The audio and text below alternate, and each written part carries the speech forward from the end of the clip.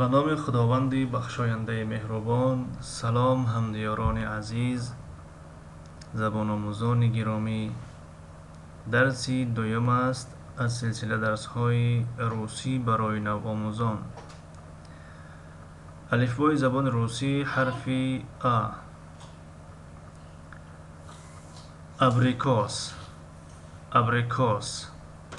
در زبان روسی اودارنیا میگویند، یعنی به زبان تاجیکی علامت زده ترجمه می شود. اودارنیا گفته یکی از هجاهای کلمه را نظر به دیگر هجاها دراز کشیدند، این را اودارنیا میگویند.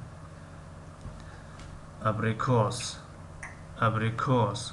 اودارنیا در کلمه ابریکوس در هجای آخران است. ابریکوس، ابریکوس. افتوبوس، افتوبوس، افتوبوس. اربوز، اربوز، اربوز. ابریکوس زردالو، افتوبوس افتوبوس، اربوز تربوز. در زبان روسی بعد از حرف و اگر حرف ت آید، پس حرف و ف تلفظ کرده می شود. مثل کلمه اوتوبوس، اوتوبوس می نویسیم و افتوبوس می خوانیم. و در کلمه وتورنیک یعنی سه شنبه، وتورنیک می نویسیم و فتورنیک می خوانیم.